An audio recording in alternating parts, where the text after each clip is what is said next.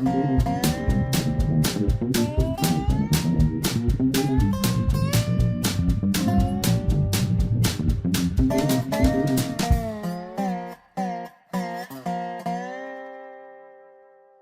is Dave Monk of Prairie Monk, WAFT Champaign, 90.1 on your FM dial. And the date is 3/13/22. And I have been running through some of our railroad beds, mainly the ones around Monticello and the ones to Danville. But I want to run you through the one to Clinton from Whiteheath. At Whiteheath, there is a Y. The Y is a name for a triangle, and that triangle allows trains to move in three directions, the three ends of the triangle. It also allows you to turn a train around so that the engine will be in the front, which most passenger trains would like to be. And they like to see where they're going instead of pushing cars. That Y allows you to move west to Clinton or east to Champaign, or southwest to Monticello and Decatur. If you happen to be near your computer and you can pull up a satellite feed, I'll walk you through that so that you know where you're going. It's fairly simple and straightforward, but it helps you to understand what we're trying to do with trails that are on the end of 7 miles of active railroad museum territory. We've transferred those trails that to in the vicinity of Whiteheath to the CH&W, the Champaign, Havana, and Western Historic Railroad. It's a front for possibly Monticello Railroad Museum involvement in the future. It's not unusual to have a group acquire a bed or a natural area or a historic house quickly in order to save it, whereas the eventual grant money or the community money or what have you can come together. It might take 5 years to do that, but so this is by sort of acquiring railroad bed. It has been Heartland Pathways abandoned bed with the railroad easement in the middle. It is safer for the railroads to own the land just in case groups like Heartland Pathways would pull the rug out from underneath their expense of putting in rail. So we've done that. It's 4 miles from Whiteheath to Seymour and about 7 miles from Whiteheath to Lodge, where there is a Norfolk Southern Railroad line, which is north and south, and it can carry grain and rail north and south. So there's a connection there. If in the future this is a national level railroad museum, it not only has rolling stock, but it also has rails to ride on. Some museums don't have that luxury. But if you dream, the Railroad Museum could extend from Whiteheath about 3 miles to the Northwest Southern Line, and then go south to Monticello on that line, and back to Nelson's Crossing, which is the name for the Railroad Museum's headquarters. So you have some form of connectivity there, not only for railroads, but also for natural history. It's highly unlikely that that will get restored to rail, but that is a possibility. In the meantime, it can be an interim trail use. And that means that hikers and bikers and biologists can use the corridor until in the future it might want to be used. So let's start at the Y. The Y goes across an access road to Whiteheath. The rails have been taken out because roads don't like to go over bump over railroad lines, and they're not being used. If we extend the rail down to Shady Rest, we'll have to replace those rails across the road. Not too awkward, but a little sad to see it pulled out at the moment. The hill that is there where Whiteheath is part of a Cerro moraine. That means a bundle of gravel and great glacial till what was left by retreating continental glaciers some 10,000 years ago. Some people think it's more than 10,000 years ago. It heads for Shady Rest, which is on the banks of the Sangamon. There's about a mile there. We had to do some negotiating because a new highway Interstate 72, goes across this line about half a mile from the access road to Whiteheath. The intent was to fill that area in. We explained that we may want a train to go down there sometime, and eventually they bridged the railroad bed. It was a high enough bridge that a rail car could go under it. You're going downhill, and you're imagining that it will cost to put railroad into a mile of ground. It might not happen quickly, so you have interim trail use. The interim trail use is awkward in that much of this corridor is mounded up so that the railroad runs high on an embankment.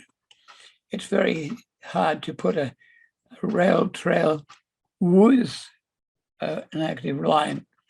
So you have to negotiate with the railroad historians to carefully drive down to Shady Rest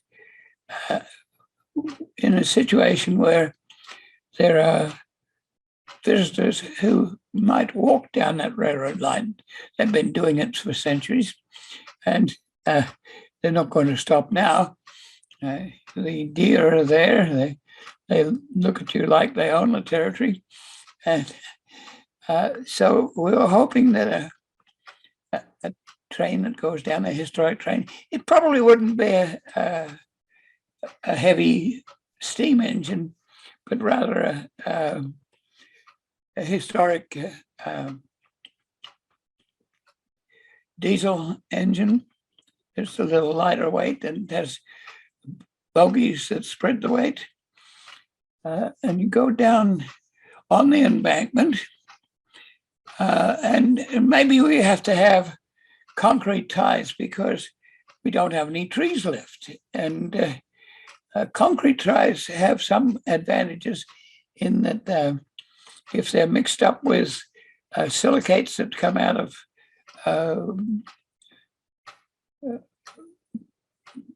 furnaces where there are aluminum silicates there, this allows the concrete to move a little bit. So when a weight goes across, it can take the weight and respond. It has to have a good ballast underneath. The ballast is there. The line was vacated in the late 1980s. And it's been used as a trail informally for quite some time. There's a bridge across a little stream, and that has to be formal enough that people can use it and engine can use it. If you put in ties, then you have to have access to them. If they're wooden ties, you have to know that they will rot after a while. With concrete ties, some of them are experimental and may break down. But basically, instead of having pins or spikes to go into the wood, you have engineered the concrete so that you can screw down the railroad. If it's lightweight machinery, you can probably have fewer than 2,000 ties to the mile, but you have to know that it has to be responsible to hold the two rails together with the appropriate distance between the tracks.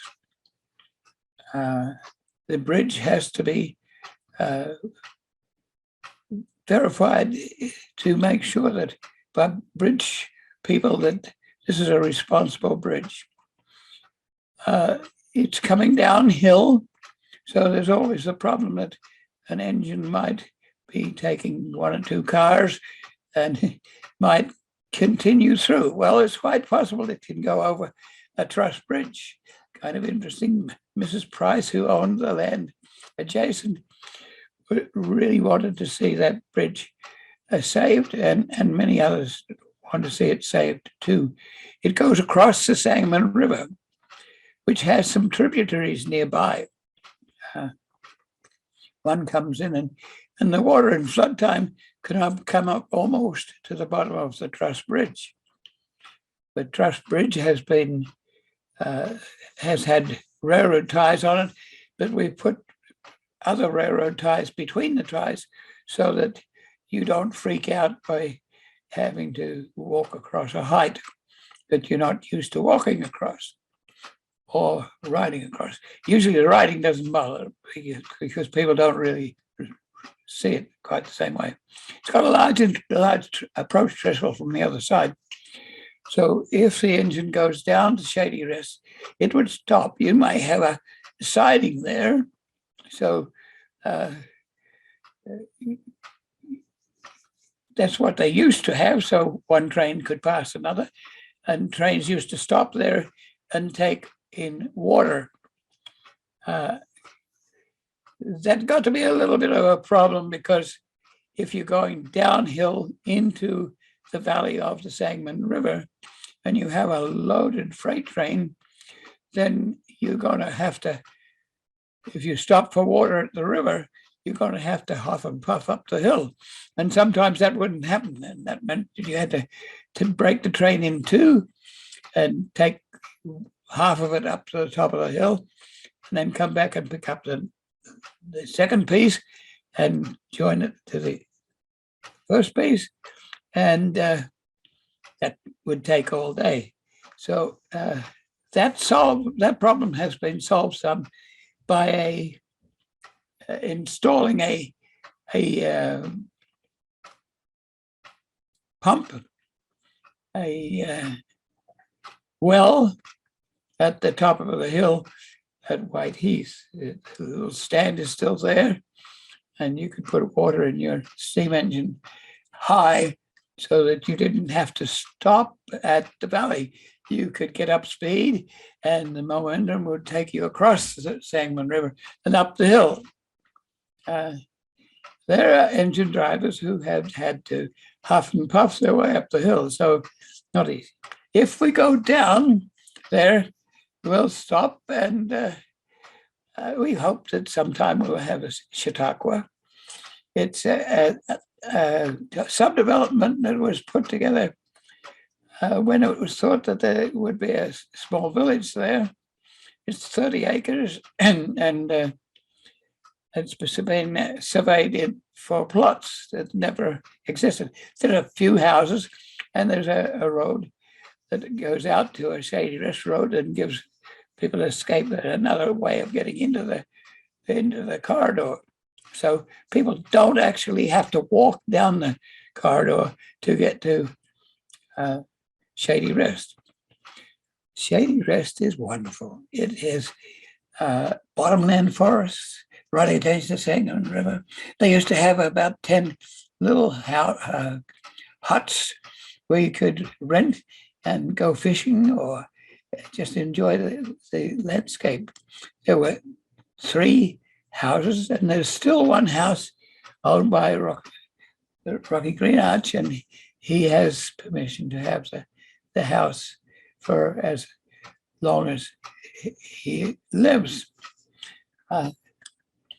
The 30 acres is an adjunct to the railroad line that goes through the Shady Rest property. There's a portion of it on one side of the tracks and a portion of it on the other side of the tracks. So you have to have little bridges across the drains that were on either side. If you have rails, you have to have a crossing across the rails. No big deal, but it allows for some recreation, some friendly interaction, some history, some anthropology. You can do modern archaeological digs there because there were tractors that were all steel wheels. You have things buried there that are from a modern but a historic era. But the down comes from a Saratoga moraine that is overlooking the Sangamon, and it maintains a forest that is more upland forest. So interest there. And then the understory herbs are absolutely wonderful. So the state has designated the 30 acres a soil and water conservation easement. Working with the family, when Mrs. Price died, the land was transferred to the Piatt County Forest Preserve for in perpetuity. And the Forest Preserve can do things that we should not do as Heartland Pathways because they have a tax base and they have the in perpetuity responsibility to get things like grants and put in parking lots and put in trails. And they've done that to some extent. And nothing to violate the dignity of the 30 acres. It's just a wonderful place to be. You can go down Shady Rest Road, which used to be named Monticello Road and has now been given Shady Rest Road. And there's a parking lot. And there's a new bridge across the Sangamon on the Shady Rest Road. That was because the old bridge was kind of low, and in the front time, traffic wouldn't be able to use that main artery. So a new concrete bridge. And the Shady Rest area is on the east side of Shady Rest Road. Shady Rest Road runs onto Route 10, and you have to remember that this railroad line comes from Champaign and goes through Whiteheath, and it parallels Route 10. And so a little ways away, the railroad picked a spot to go through that was not necessarily a direct straight line. It utilized the landscape. Sometimes then when the river has a meander, you pick the node of the meander, which doesn't erode as much as the amplitudes do, and you can save yourself the bother of the bridge being eroded away. So it's a matter of early rail planners to find an ideal way across the river. So the railroad line that comes straight from Champaign takes a duck to the south so it can take advantage of Whiteheath and then Shady Rest and on. There is a Madden Creek, which comes in a little later. It has a low bridge, and in flood time probably is pretty much inundated. It's not probably strong enough for at least a steam engine, but it probably not ever strong enough for a fairly large diesel motor. That bridge is in a bottomlands with interesting bottomland species around, and an access road and a cemetery nearby, and just it gives you an interesting place to be, even if you just go and sit there. It's wonderful. You have to know that Whiteheath was a White family and a Heath family, and this is, I think, the White side of the family, and some of it is farmland, but not a lot. It's basically a retreat, and the people who are there nearby are in settlements that can escape to Champaign if they need to, but be in the country some. It's probably going to take them 20 minutes to get to Champaign or to get to Parkland College or the university. So this is a nice area. And then you go across a little road that comes from that cemetery, and you work your way up the hill, and then there's a small culvert, and you're getting to be in private territory because there are houses that back onto that territory. So you have to be careful, especially if you are not familiar with dogs. And dogs can be very protective of their families. So, and there's sometimes there are horses nearby, but the land is there, the culverts are there, and the line goes up the hill to Norfolk Southern. Now that is railroad owned with an easement for prairie, and it's not always good prairie, but it's habitat and it's soil. So we're hoping that will be a continuing interim trail, because it's not likely to be developed as a recreational railroad line for many, many years. It's sometimes self-surprising. Sometimes entrepreneurs will actually buy railroad beds for institutional purposes, and that's rather wonderful. The Katy Trail in St. Louis now is expanded to 400 odd miles because of that sort of purchase and that sort of assignment to the public. Now we're at Lodge. Lodge has a outlet for grain.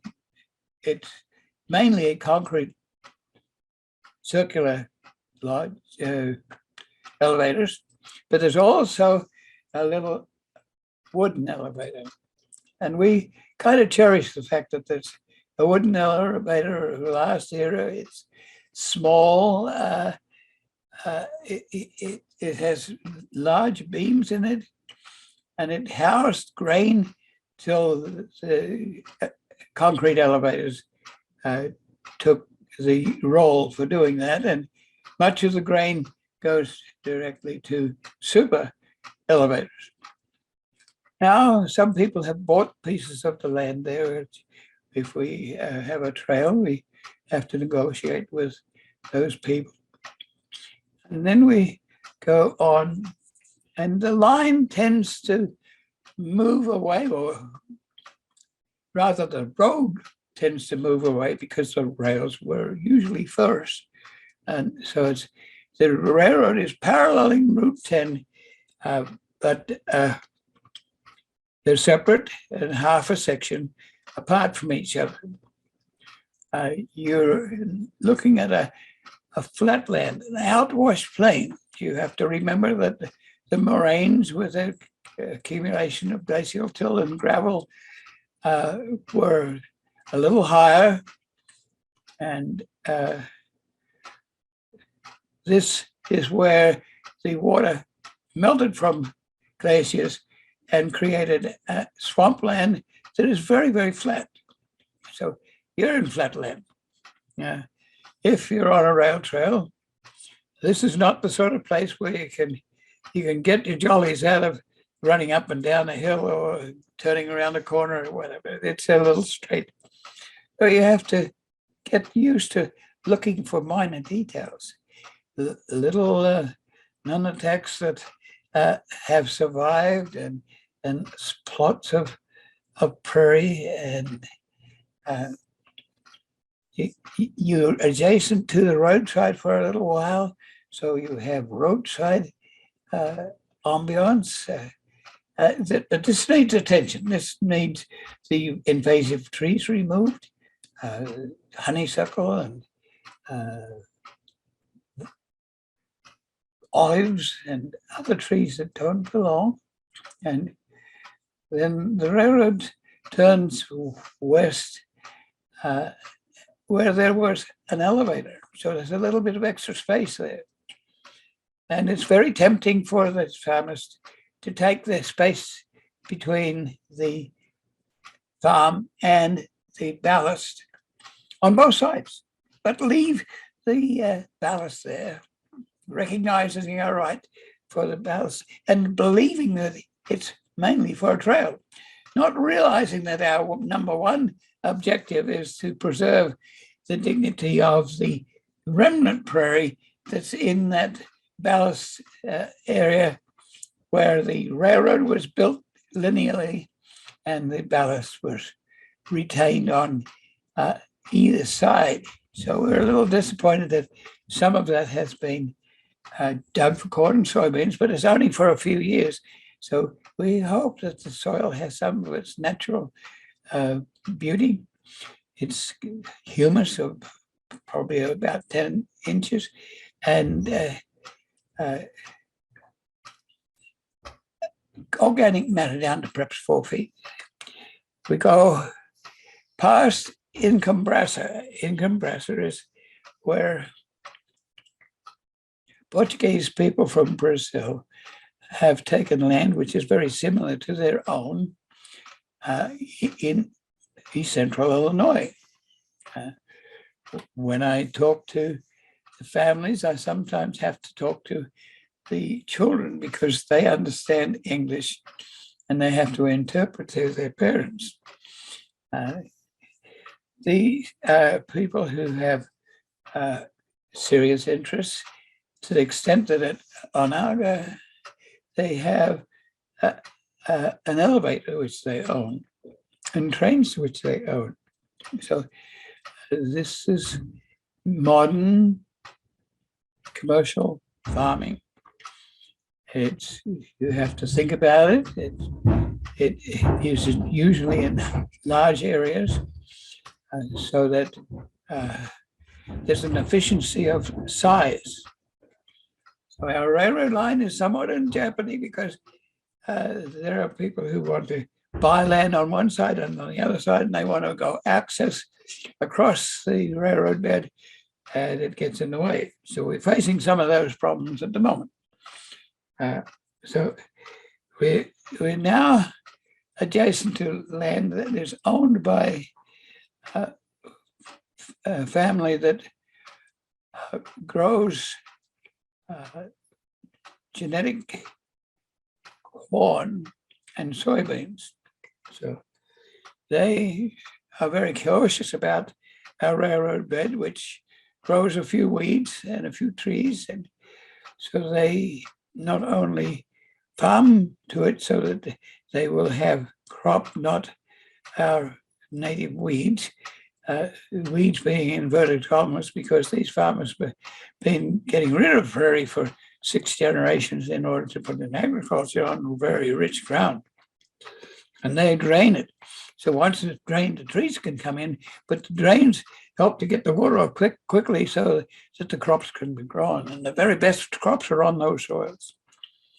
So we have some rental adjacent to us and some ownership adjacent to us. And we have small creeks. There's one small creek that has, in railroad era, a concrete or corrugated on drain underneath it. And what happens to those drains is that they start to leak and the soil gets to fall into the drain and block the drainage. So it's very tempting for the drainage commissioner to remove that drain and replace it, or from their point of view, a Missouri cut is a possibility. A Missouri cut means that you grade down the railroad line to go across that grade much lower than the railroad line did, and then up the other side. And so you have an open drain where you don't have the problems of dirt accumulating and denying the landscape. You have to realize that if you're going to have a bicycle trail, that Missouri landscape is, that's the name that's given to it, is likely to grow willows and other trees and in the dampness of the stream that goes through. So we, as potential bicycle people, beg that the drain should be returned to a concrete or corrugated iron drain. So that has happened there, and you can see that. You see the drainage ditch. You can cogitate about drainage commissioners and what there is their responsibility. And so the line continues along, and then there's a spoil line that went into a fertilizer company. And that building is still used, but it is, you have to wonder about the fertilizer and the soil around what used to be the spur line. We didn't get to buy the spur line, but we did get to move further along and get to be near to Weldon. And we have several owners there and a drainage ditch, and you have to make sure that there was no invasion. And it did actually happen. People started to take out trees in preparation for growing crop on the right-of-way. and that's east of Weldon. So the trail stops at the east side of Weldon. When we bought, we were buying at the time when elevators were also buying, and the functional part of Weldon, a small village, is that grain elevators are there. So they have bought the piece where the railroad goes through Weldon. That's quite okay. I think if we have bicycles, we can. The bicycles can waddle their way through streets to the other side of Weldon, the west side of Weldon.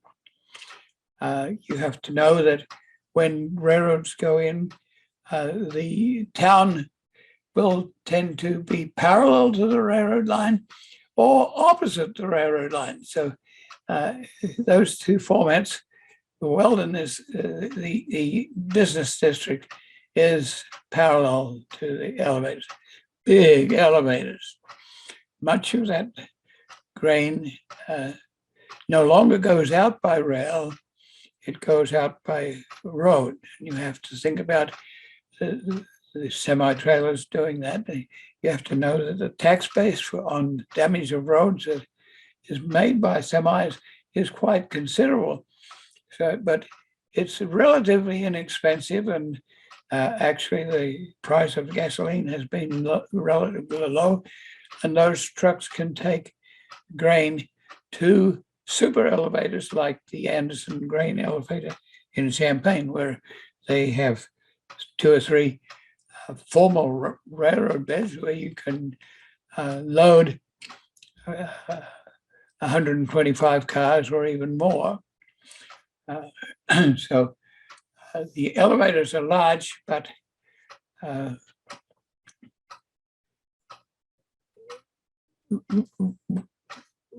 relatively isolated.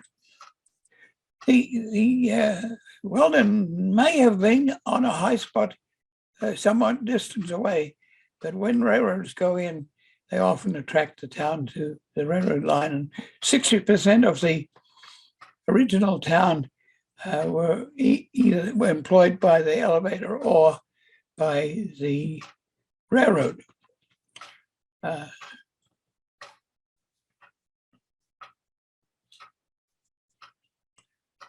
So I'm telling you Weldon, but it's the land that we're going into. And that's still in Piatt County. And on the west side of the land, there is Goose Creek. And Goose Creek runs into the Sangamon. And it creates some areas where there is poor drainage. So just west of the land, there is a bridge across a drainage ditch. And then there's a huge ditch. It's 30 feet deep and wide to take water from slightly lower spots. And when we pay taxes, we have to pay taxes for that drainage to be cleared, usually every 15 years or when there's a problem. We're now very close to the county line between Piatt County and DeWitt County. And whereas DeLand and Weldon had 2 separate high schools, or grade schools, the community has put together a DeLand Weldon High School on the county line, which is a modern high school, the modern gymnasium and some area for sport and play. Our railroad bed is still 1/2 section road away. We have just been alerted by the DeWitt Township that there was 3 acres of ground there adjacent to our railroad bed that could be, we could use that as a place where high school people could get access to the nature that we have on a railroad bed. It's rough and tough at the moment because it's hasn't been developed in 40 years because we haven't had that sort of money. This is slow stuff. You have to have people who believe in what you're doing and why. That means you have to have people who know that we have genetic material there, that we have plants that we might want to replace soybean with, so that instead of having an annual soybean that we plant and erode the soil, we have a perennials replacement for soybeans that you mow each year. And, that can probably be like alfalfa, where you can mow it for about 10 years and then you probably have to replace it. It might be for more than that. It might not be as lucrative from an income point of view, but if you do it in contour fashion with traditional row cropping in between, then that can be a manner of preserving the soil and preserving its dignity. I remember going across the little section road there, and there's a barn, and there originally was a house, and this was a family. If you go a little further, there's a little further to the south, there's a cemetery, and you have farmers that watch the trees grow on your land because those trees shade the soybeans and the corn and reduce productivity right adjacent. So I walk along and communicate with these people just to see whether there's a problem. And sometimes there is, but I have an agricultural background and I've farmed. So we talk, and sometimes people will start to tell you their history and pull a list of their relatives out of the glove box and tell you about their history. I have to go back a little bit. One of the things that's interesting between Lodge and the land is a peaker power plant. So you have to know that there's electricity in the vicinity. There's a Clinton power plant lake, and there's peak hour way of producing electricity when it's needed, but not storing it when the electricity is not needed. So now we're west of DeLand, and we've talked to little cemeteries. I often wander around the cemeteries because it tells you whether the settlers were German or Scandinavian or French or what have you, and that affects the shape and size of buildings. Many of the buildings are, the area was settled late enough in the 1830s and 40s that you could buy prefabricated buildings. So some of these buildings are corn country cubes, and that they were all square, or Illinois, Indiana, Iowa houses that had a front part and a back part, which was the kitchen. Some of them had a kitchen that was separate altogether.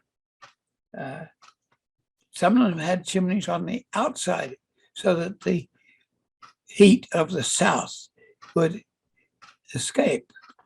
Some of them had the chimneys on the inside so that the heat would warm the house. So the people who were coming from the South New Orleans up the rivers would have the outside cooling style, and the people who came from the north, who might have had a more European background, and would be chimney inside to warm the house.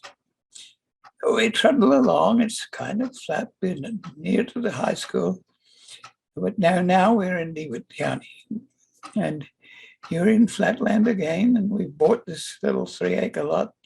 I was amazed. We have an exemption on our railroad bed for taxes, but we didn't have exemptions on this 3 acres. And wow, the taxes were high. So we have to transfer that plot of land to our exemption.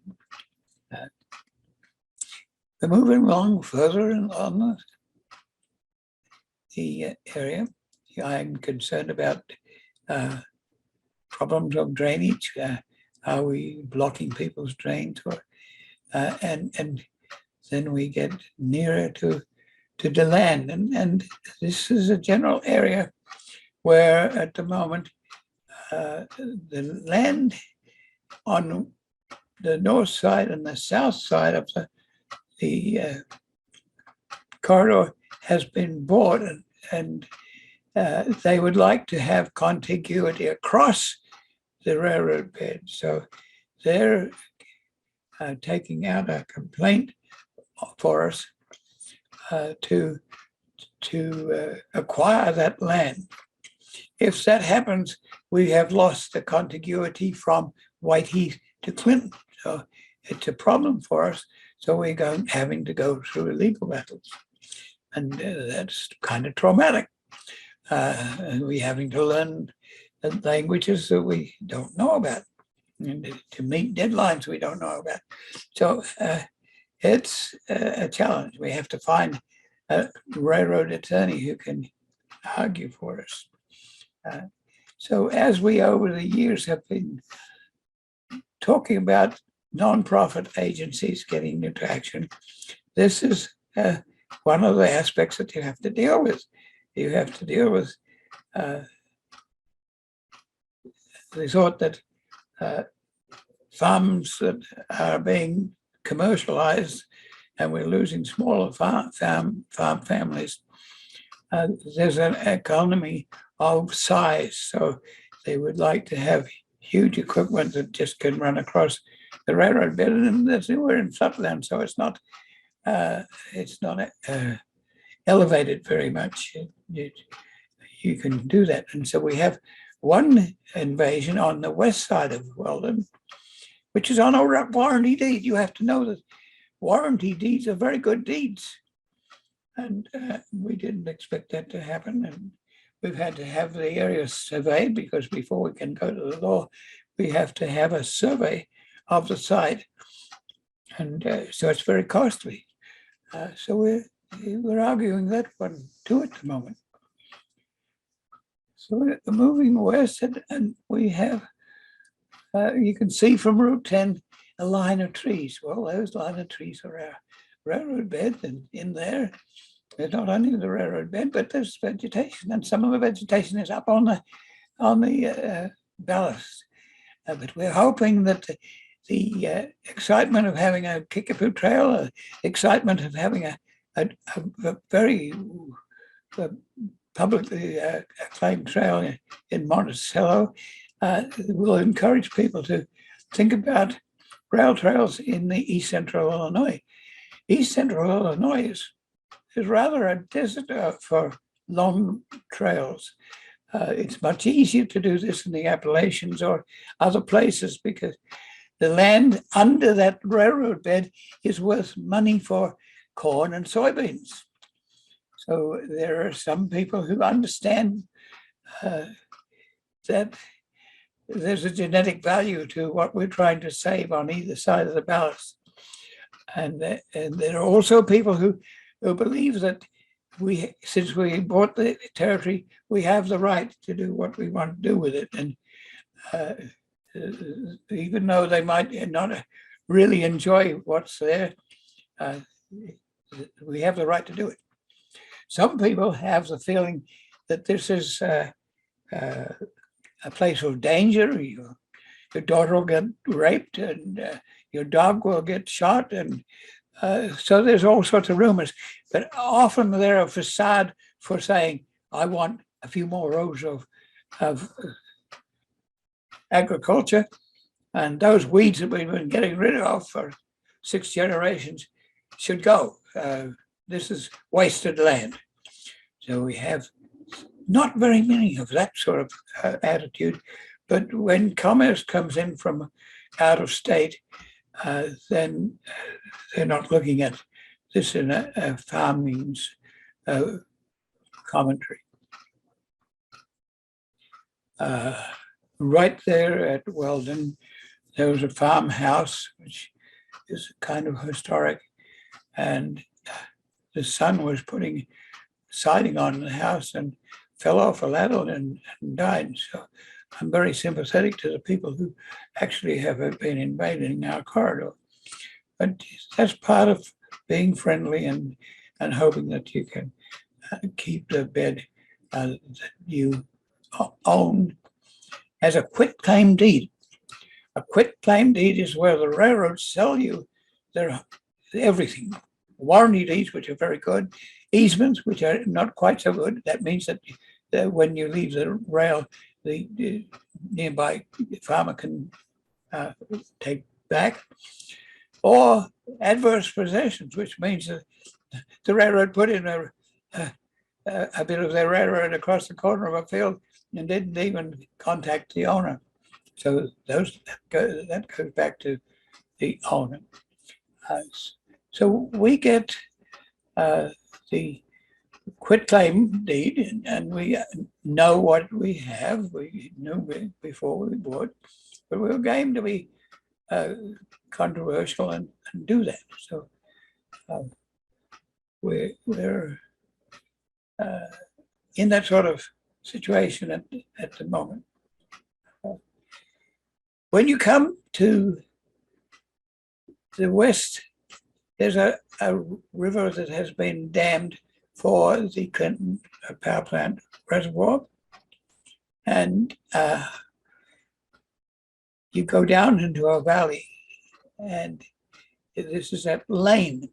It's another little community, all 5 miles apart, and all on the railroad, all with elevators. And we go down across the Salt Fork Creek on one of our 3 truss bridges. And then you go up the hill to another moraine, the Hensley moraine in this case, and it's adjacent to Weldon Springs State Park. So 5 miles of this railroad bed will connect Weldon Springs State Park with Clinton Power Plant Lake. And that would be wonderful. The state has been interested, so we're talking to the state, we're talking to the railroad, Rail to Trail Conservancy, and we're talking to local organizations that may be able to help us. And you may think about it too. Get a road map, or better yet, a satellite feed, and see what we're talking about, so that these 2 parks could be joined by a very interesting trail. And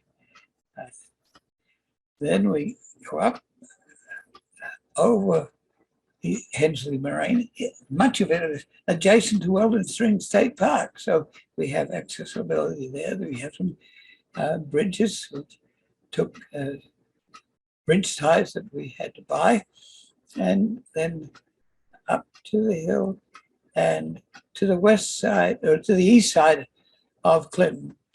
Then you get into development, and for those that want to know, there's an incinerator for medical waste on the road just to the east of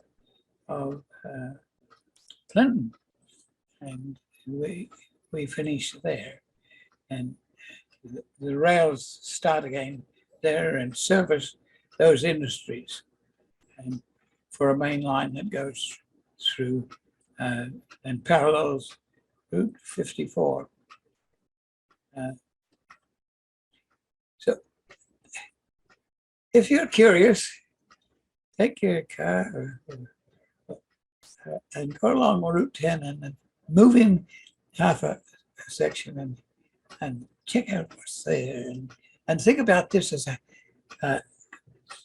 an agricultural area which is rich. So it's a desert for these sorts of rail trails, because under those rail trails there's agriculture. And so we have to ask that people who got their land early on for 7 cents an acre or $1.25 an acre or what have you, but not for very much. So we're asking, begging that they share this and that it be a complex, so that you have a rail trail that goes back to Whiteheath and then into Champaign and down towards Decatur. So it's a complex, and you have to look at it at a map and figure it out, and dream that your children might be able to use this, and that the plants and the animals will have connectivity, and even the railroads will have connectivity. We probably won't be re-railing between Lodge and DeLand and Weldon and Lane and into Clinton, but it's a wonderful trail. First part of it was a little flat. You have to know that just to the north there's a Bloomington moraine and linked water into those swampy areas, but it's good farmland, folks. And so you have to know where the little schools used to be. They've gone. There was a sort of a school each section almost, and a cemetery here and there. And you have to look at the microcosm and enjoy it. This is not a Pikes Peak. This is not mountainous stuff in Europe. But the institution of this trail improves the upgrade of the small communities. They love it. Invariably, it's very successful. It's good for the economics. It's good for the social interaction. People can get the trail and go to the next 5 miles. And it gets to be a rather interesting place. So think about that trail from Whiteheath to Clinton. And I think I'm getting to the end of the time, and I enjoy to speak to you about this, and I hope you will be prompted to look at this and to look at possible re-rail into Champaign to get historic trains there, and think about your environmental desert, because it's all agriculture, and you want a little bit of terrain here and there, and the cities are interested, and the region is interested, and bless me, tourism is providing money. In the last few years, the Monticello the tourism money has gone up and up, so there's economic value in this. Okay, this is Dave Monk, Prairie Monk, WEFT Champaign, 90.1 on your FM. And thank you to Urbana Public Television for putting this on the air and on YouTube. Search for the Prairie Monk on YouTube. Thank you. Bye.